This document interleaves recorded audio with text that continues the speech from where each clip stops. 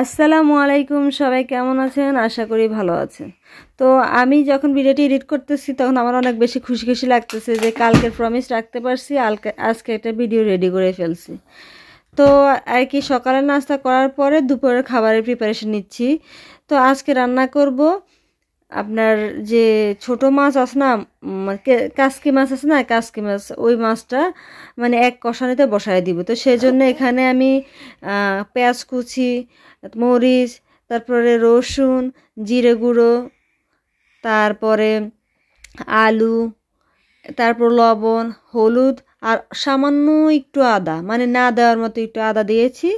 দিয়ে সুন্দর মতো মশলাগুলো ভালো মতো কচলিয়ে নিচ্ছি। আর আলুগুলো একটু মোটা মোটা করছি, কারণ হয়েছে কি এখানের আলুগুলো খুব দ্রুত সেদ্ধ হয়ে যায়, পরে দেখা যায় মাছের যে গন্ধ না যাইতে যাইতে আলু সিদ্ধ হয়ে ভর্তা হয়ে যাবে। তো সেই জন্য একটু মোটা মোটা করে কেটে নিয়েছি। তো মাখানো হয়ে গেছে, এখন আগে থেকে পরিষ্কার করে রাখা মাছগুলো দিয়ে দিয়েছি। দিয়ে আবারও এখন আলতো হাতে মাখিয়ে দিব। আর যখন আমি এখানে আসছি লন্ডনে, আসার পর প্রথম যখন এই মাছটা আমি কিনি বাজার থেকে, তখন আমি জানতাম না যে এই মাছটা পরিষ্কার করতে হয় না, মানে ভিতরে পেট পরিষ্কার করতে হয় না। ঘন্টার পর ঘন্টা দাঁড়িয়ে এগুলো পরিষ্কার করে পরে রান্না করছি। পরে যখন মামির সাথে শেয়ার করছি, মামি হাসতেছে, বলতেছে মুনমুন এগুলো তো আসলে পরিষ্কার করা লাগে না। তো আর কি প্রয়োজন মতো হালকা একটু পানি দিয়েছি এবং সাথে দিয়ে দিয়েছিলাম একটু সরিষার তেল, দিয়ে ঢাকনা দিয়ে চড়িয়ে দিয়েছি। ফুটে ওঠার পর একটু চেক করছি যে কি অবস্থা। এখন এই পর্যায়ে মাছটা আস্তে আস্তে রান্না করে উঠে ফেলবো। আচ্ছা, এখন আমি রান্না করব বেস্ট একটা কম্বিনেশন, সেটা হলো ইলিশ মাছ আর লতি।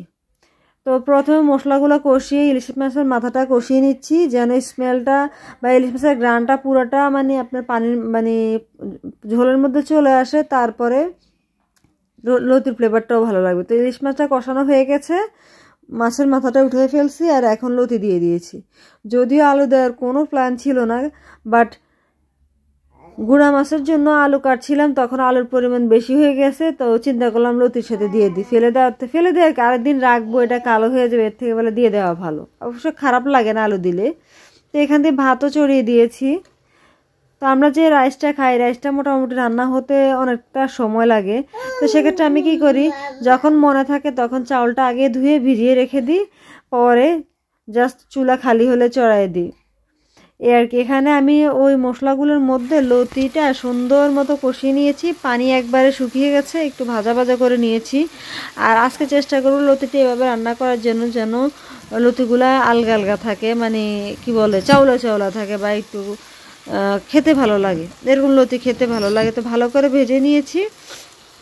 ভেজে আর কি অ্যাজ ইউজুয়াল মাছের মাথা দিয়ে সুন্দর মতো রান্না করাটা কমপ্লিট করে নিয়েছিলাম। তো দুপুরের আর কোনো ক্লিপ নেওয়া হয়নি, এটা হলো প্রায় রাত 11:30টার ক্লিপ। এখন আমি এই ধনিয়া পাতাগুলো আমি আগেই সুন্দর মতো ধুয়ে পরিষ্কার করে পানিটা ঝরিয়ে নিয়েছি। দেখেন কতটা ঝুরঝুরে, এটা দেখলেই বুঝতে পারবেন যে আমি কত সুন্দরভাবে পানিটা ঝরিয়ে নিয়েছি। তারপর সুন্দর মতো কুচি কুচি করে কেটে ওগুলো ফ্রোজেন করে রেখে দিব। আর এর পাশে রাতের খাবার খাওয়ার পরে আমি এখানে ছোলা রান্না করতেছি। রান্না করার টাইমে আপনার ভাইয়া অনেকবার বলতেছে এখন রান্না করো না, এটা সকালে করো। পরে আমি হাসতেছি, কারণ আজকে রাতের খাবারটা আমরা দ্রুত খেয়ে ফেলছি। পরে আমি বলতেছি ক্ষুধা লাগলে রাতে আমি কিন্তু জানি না। তো সে বলে না, রান্না করার দরকার নাই, ক্ষুধা লাগবে না। আমি আচ্ছা দেখা যাক, এই আর কি। তো এখানে আমি করলাটাও সুন্দর মতো ধুয়ে সুন্দর মতো পানি ঝরিয়ে নিয়েছি। ঝরিয়ে নেওয়ার পরে আমি কেটে অনেকক্ষণ বাইরে রেখে দিছি, যেন মানে বাতাসেও এটা অনেকটা ড্রাই হয়ে যায়। তো এই যে এভাবে পোটলা পোটলা করে করলাটা সুন্দর মতো মানে পলিথিন র্যাপ দিয়ে র্যাপ করে নিয়েছি। যত সুন্দরভাবে পোটলা করবেন দেখবে যে মানে বাতাসটা যত বাহির করে পোটলা করবেন, ভিতরে তত কম বরফ জমবে। আমি মানে মোটামুটি এখন শিখতেছি যে কিভাবে ফ্রোজেন করতে হয়, যেহেতু এগুলো দেশি আইটেম, এগুলো তো স্বর্ণ রূপার দামের থেকেও বেশি দাম। প্লাস এটা ভ্যালুয়েবল, এটা খেতে আলাদা একটা শান্তি লাগে, মনে হয় দেশের খাবার খাইতেছি। তো রান্না বান্না তারপর কাজ কাম মোটামুটি সব কিছুই শেষ। এখন আমি ক্লিন করতেছি। এইতে বিদেশের বাড়িতে আপনি নিজেই ক্লিনার, আপনি নিজেই কুক, সব কিছু আপনি, কেউ আপনার মানে নিজের কাজ নিজেই কমপ্লিট করতে হবে। চুলা ক্লিন করা শেষ, আর এখান দিয়ে ছোলাও রান্না করা হয়ে গেছে।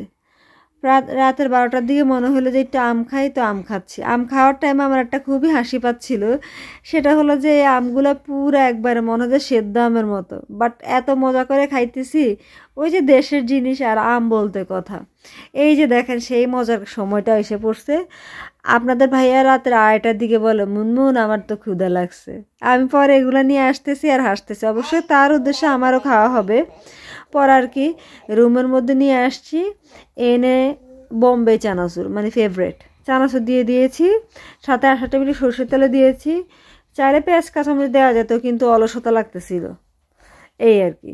পরে মুড়ি দিয়ে দুজনে মিলে খেয়েছিলাম, আলহামদুলিল্লাহ। তো আর কি সবাই ভালো থাকবেন, আমাদের জন্য দোয়া করবেন। আর ইনশাল্লাহ এখন থেকে আমি রেগুলার ভিডিও ছাড়বো, এটা আমি আপনাদেরকে প্রমিস করতে পারি। তো এই চানাচুর, বোম্বে চানাচুরটা আমাদের দুজনে এত বেশি ফেভারেট, মানে যখনই পাই আমরা যদি বাজারে যাই অবশ্যই 1 প্যাকেট হোক 2 প্যাকেট হোক, মানে মানে অবস্থা অনুযায়ী আমরা অবশ্যই কিনে নিয়ে আসি। তারপরে যখন আমি চানাচুর মুড়িটা প্রিপেয়ার করতেছি তখন আপনার ভাইয়ের সাথে আমি অনেক বেশি হাসতেছি। বললাম যে এখন যে ক্ষুধা লাগছে বলছেন, ওই টাইমে তো বলছেন রান্না করতে, না না হলে এখন কি খেতে।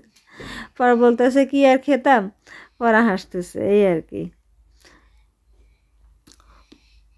বসে বসে আরও অন্যান্য কথা বলছিলাম। দেখা যায় মাঝে মধ্যে ভালোই লাগে রাতের বেলা রাত জেগে কথা বলা, বা নিজেদের মধ্যে একটা কত কথা আছে যেগুলো শেয়ার করা। তো আর কি চানাচুর মুড়ির মধ্যে মুড়ি দিয়ে দিয়েছি এবং এখন দুজন মিলে খাচ্ছি। আপনারা সবাই ভালো থাকবেন, আমাদের জন্য দোয়া করবেন।